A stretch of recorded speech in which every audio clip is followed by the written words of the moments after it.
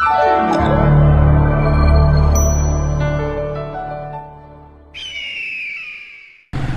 po dito sa barangay Bagakay, Labo. Puntahan po natin ang barangay Sabang Bensons. Piyesta po ngayon doon, tayo'y makipiesta. Makakain man lamang ng kung tawagin dito sa amin sa Bicol ay humba. Ano, alam ba ninyo yung lutong humba?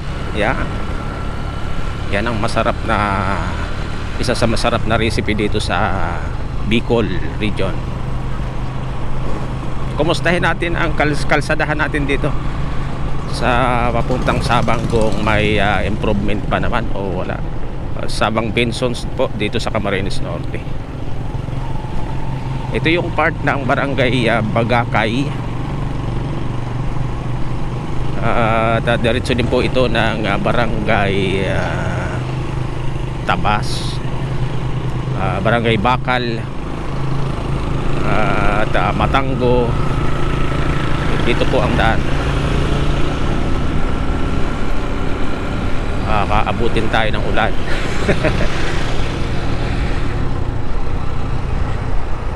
May kasabay tayo, kaya lang siyempre dapat pag nag-motovlogging kasi hindi pwedeng mabagal ang takbo, ano? Sayang sa oras at saka sa memory. Kaya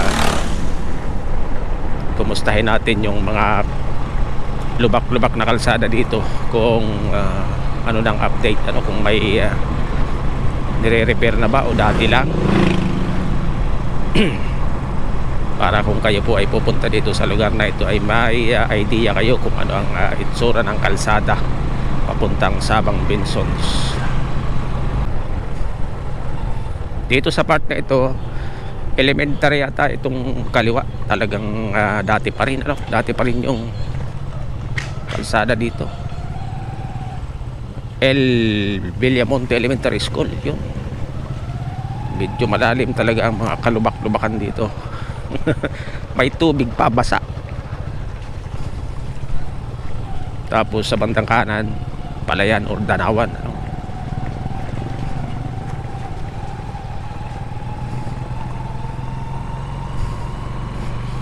Itong bandang kaliwa natin mga ate kuya, ito na yung paanan ng bundok ng mga Mount Bagakay.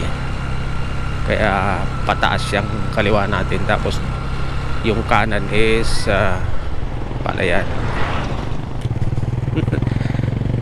Deep excavation. Meron naman palang nare-repair na dito mga ate kuya na part.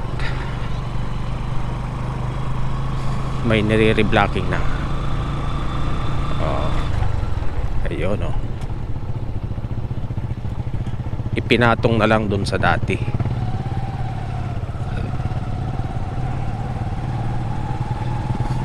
Inalis yung dating pavement, tapos doon na rin lang pinatong.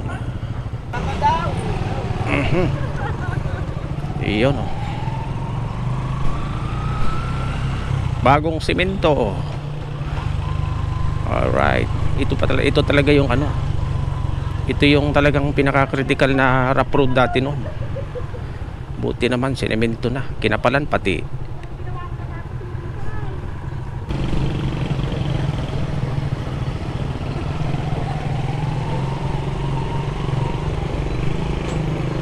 Sa ganong part, huwag ka lang mamamatayan ng motor para hindi itukod yung paa dun sa putik.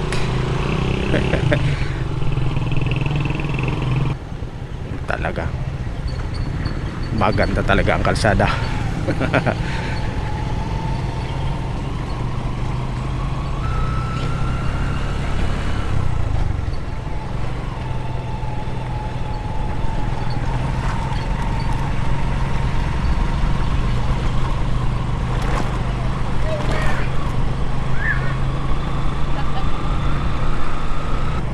Ayun, may kasama ng alikabok.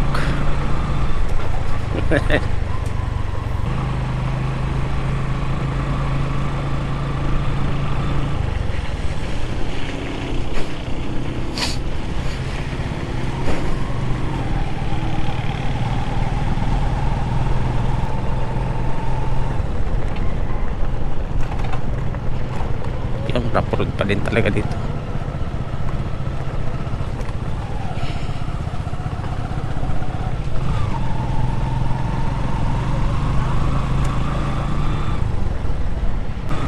Parang hindi nagaanong lubak dito, parang may nag-ispalto. Nabawas-bawasan na yung mga lubak natin dito mga ate kuya.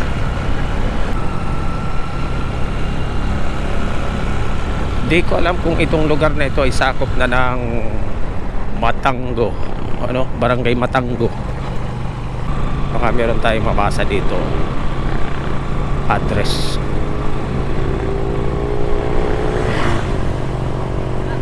Wala.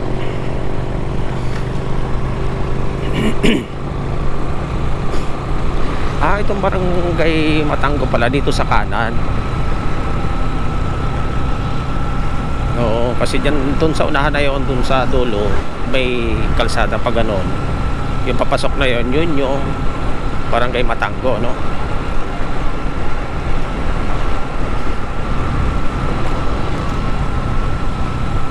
Presko.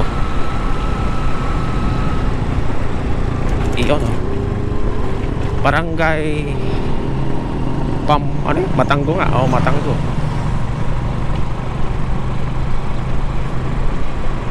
Ito may karatula ditong nakalagay mga ate kuya.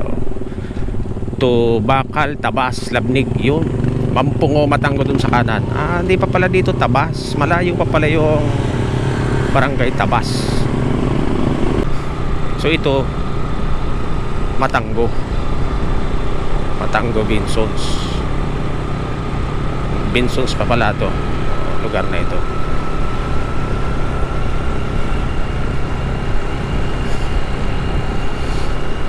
Presko kasi mapuno. Quality ng kalsada hindi naman gaano rough road. Okay lang. So dito sa part na ito mga ate kuya, kakanan tayo dito. Ito na yung papasok ng going to Barangay Agitit, going to Sabang, itong may arkong ito. Barangay Manlukugan, Bensus dito sa kanan. Yan, dito tayo kakanan. Yung may arko na yun na makikita nyo.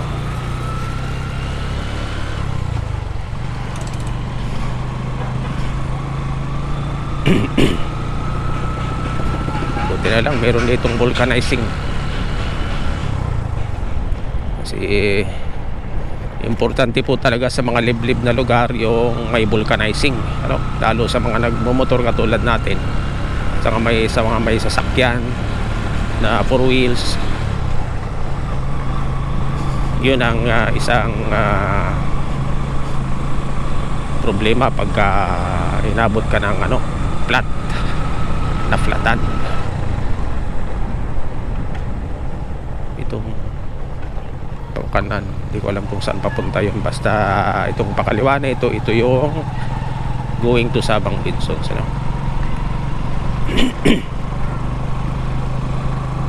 Sinlaki na lang siya ng farm to market road mga ate kuya. Parang 4 meters na lang, 2 meters, 4 meters. Ayun. Pero palagay ko lamang naman ito sa 2 meters, 2.3 siguro ito, 2.2, parang ganun ang isang lane. Kasi yung 2 meters parang alanganin naman yun sa lapad ng isang 4 wheels na medyo katulad ng jeep, yung mga pampasahero. Kasi di ko lang alam kung may pampasaherong jeep pa dito sa Sabang, biyaheng Sabang going to Labo. Dati kasi meron dito, or baka ngayon kasi puro tricycle na lang. Karamihan may mga motorcycle na. At yung iba naman may mga sidecar, yung sidecar na may bubong. Yun ang pinampapasada nila. Kontratahan na, kumbaga ibali ka na. Halimbawa yung isang hauler ay may kargang 8. So pagdating sa Labo tatambay si hauler doon kung saang part lang doon. ihintayin na yung kanyang pasahero pabalik. Kumbaga bali ka na siya, kontrata na. Hindi ko lang alam kung magkano. Parang gano'n ang kalakaran dito ng iba. Welcome Agit-it. Tuyo, Agit-it na dito.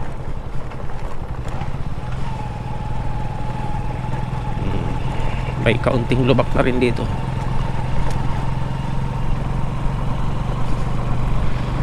Sayang yung Danawan, oh. Kulang pa sa tubig. Kung kayo ipupunta ng Mount Panit, mga ate kuya, itong maliit na kalsadang ito sa kaliwa, diyan kayo papasok. Ito naman ang going to Sabang. Ingat kayo dito sa kurbadang ito at mabuhangin. Delikadong sumimplang. Then may yun, oh, may humps bigla na pagka madilim, not visible, ano, kasi walang reflectorize. Dapat may reflectorize na niya pintura. Wala, mabibigla ka doon.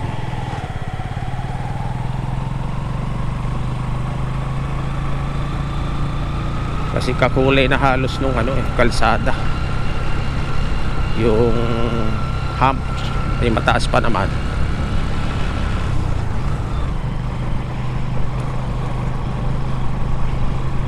Yung ibang nakamotor kasi, mga ate kuya, pag motor lang dito dumadaan sa kanan na ito, ano, kaya lang siyempre dito tayo dadaan sa kaliwa, pwede rin naman. Pag dito di yata kasya dito yung puro wheels, pang motor lang. So alin kaya ang dadaanan natin, kaliwa o kanan? So mas maganda sigurong ituro ko sa inyo ang daan dito sa kaliwa, ano, kasi ito yung pinaka main road talaga ng going to Sabang. May shortcut kasi doon pagka kayo magmumotor lang, mga ate kuya. Oh, ang ganda dito, oh. Malilim. Yung punong kahoy, yung dulot-dulo nila ay halos nag-aabutan sa taas. Kung lumaki pa sila, ayun, para nang may bubong.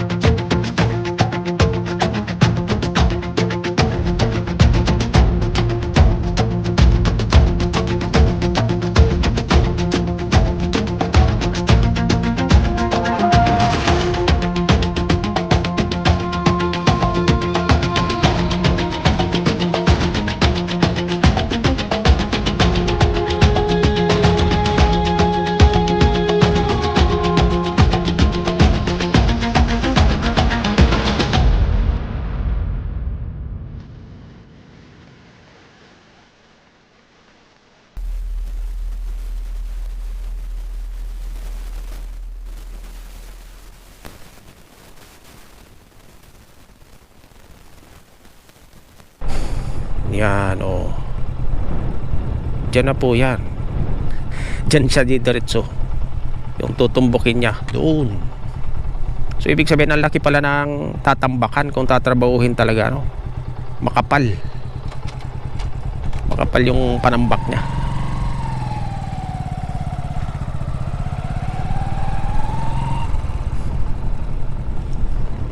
Dito tayo dadaan. Ito yung exit niya.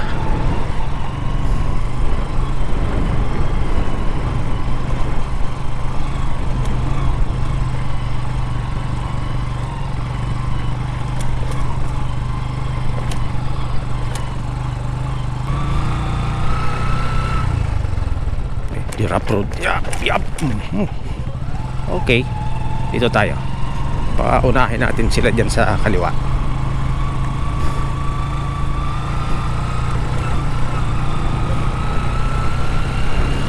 Di tayo makapagpabilis dito mga ate kuya kasi talagang rough road. Kaya kung dalan ninyong motor dito ay sasakyan ninyong motor dito ay Inmax. Bakit kaya siguro ng Inmax yan, yung rough road na yan. Pero kung scooter na maliit, mahihirapan sa rough road, dito tayo dumaan sa kabilang ito, pero doon talaga yung daan. One way. Yun.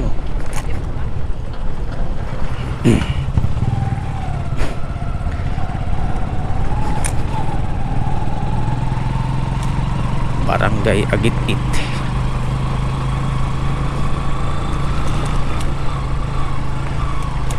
Mga big bike, abali wala ito sa mga big bike itong kalsadang ito dito. Going to Sabang Bensons. Malapit naman na po yung Sabang Marami pong mga nakamotor sa unahan at nasa likuran ko. Gawa na ang piyesta po ngayon dito sa Sabang Bensons. Tayo'y makikikain ng humba.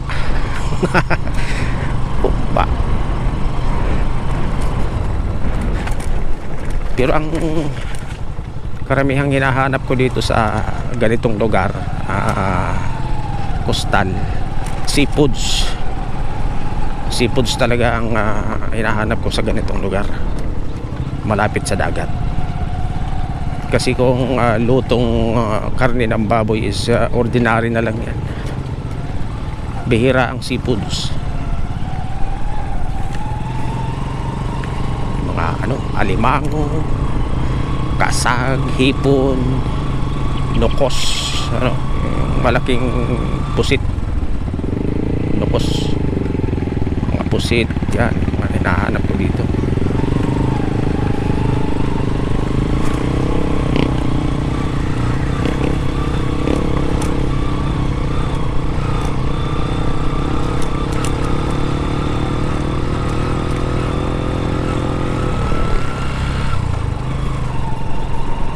Medyo okay pa naman kasi itong shock ng ating ginagamit na motor, si Ternera. Kaya laban na laban ito dyan sa mga lubak na yan.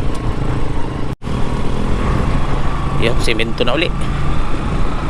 Siguro itong sementong ito, diretso na ito hanggang doon sa Sabang na mismo. Ano kaya ito? Parang private property.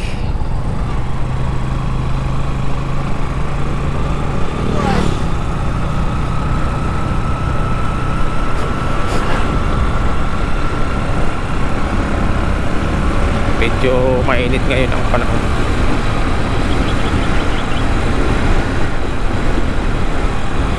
May mga puno ng nyug dito sa bandang kanan, kaya lang parang hindi kagandahan yung kanilang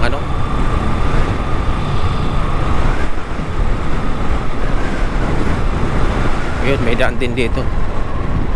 Isa rin itong lusot doon sa tinuro nating kalsada, yan, shortcut. Kaya lang may sitio, yata yung loob niya. May sitio dyan.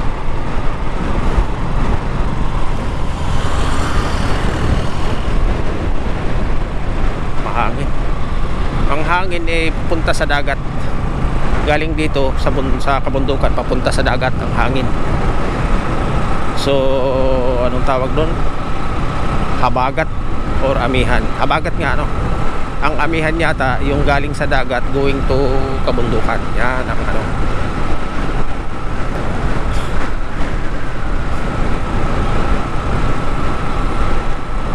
Doong bata pa kasi ako, ang intindi ko niyan, yung habagat ay galing sa dagat, yung hangin. Yan pala, baliktad.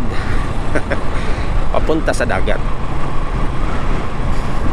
Yan, oh, may ano dito.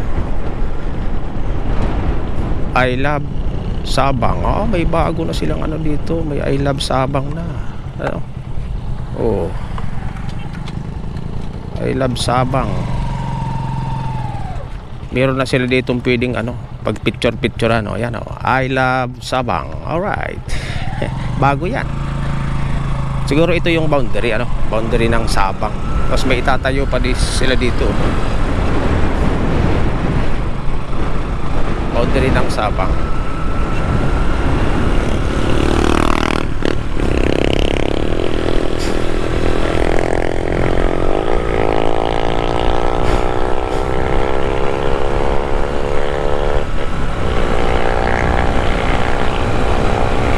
Kapal ng ano, kapal ng pugon dito sa bandang kanan natin. Para bang nai-imagine kong parang may biglang bubulaga sa'yo. Bulaga, gano'n.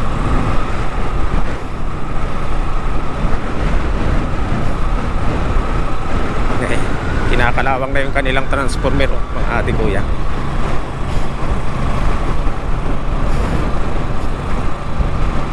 Kinakain na ng kalawang. Yan ay sticker na yan, 20 pesos.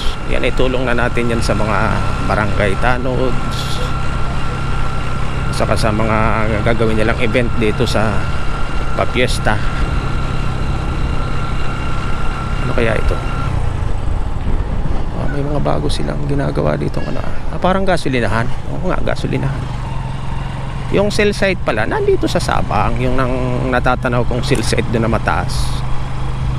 Ayun, nagtayo pala dito ng cell site, kaya lang wala pang mga antena, parang ano pa lang, tower pa lang.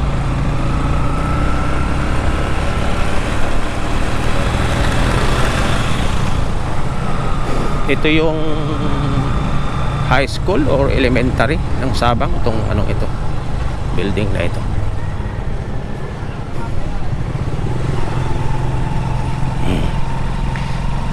Doon pala itinayo sa loob nung hindi, dito sa may part na ito. Medyo mataas talaga yung tower, ano. Yan yung tower.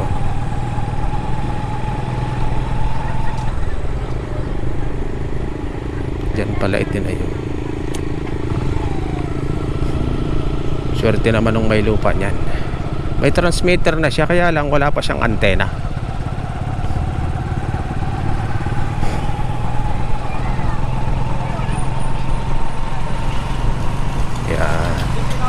Ito yung dating hindi, hanggang ngayon yata elementary pa din yung dito sa unahan.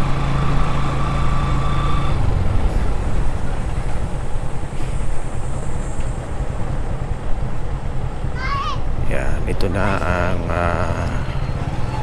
Sabang Bensons.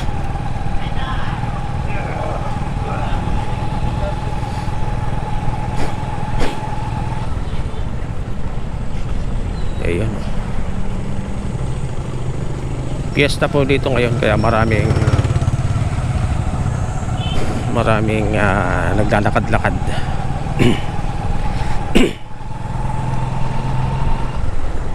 Di ko lang alam kung sa mga panahong ito ay naaprubahan na yung bagong batas sa mga ganitong pag-vlogging, pagkukuha ng mga video-video, yung mga inaabot ng video ng mga mukha ng tao na kailangan mo daw siyang i-blurred for editing. Ang daming tuyo. Wow. Ay sa dami po naman na yung mga mukha na yan, Naghirapan tayong i-blur dyan.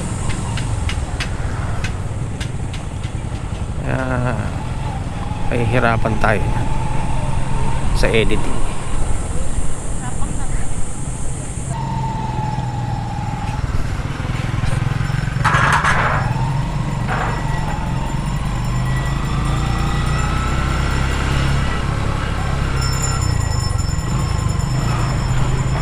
Ito na po yung sentro ng Sabang Bensons. Yan, may mga bandarita sila. Fiesta ngayon. Ito yung elementary ng Sabang. School, elementary.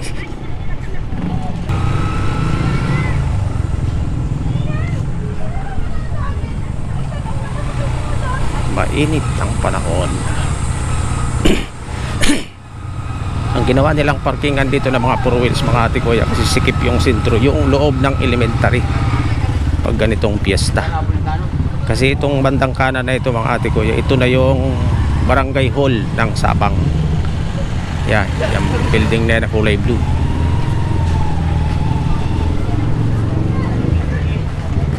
Dito tayo dadaan.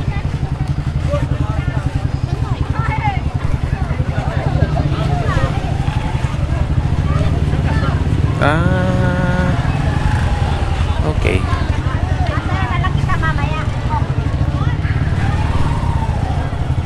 May misa. Marami din ditong bibinyagan ngayon. Ito yung kanilang chapel, ano? Yan.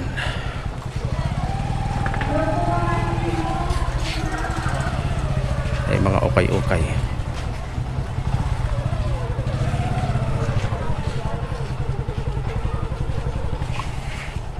Ito yung okay ng aking pinsan.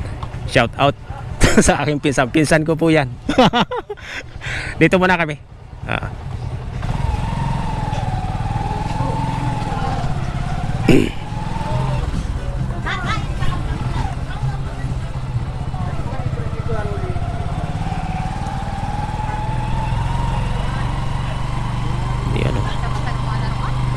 Daming mga shorts, bag na maliliit. Oops. Dito ba? Dito tayo. Dito.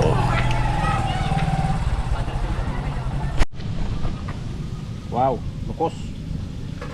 Nukos. Ayan yung ulo. Oh, yan ang matindi. Yan ang malaking ulo. Yan ang malaki. Yan ang malaki ulo. Oh.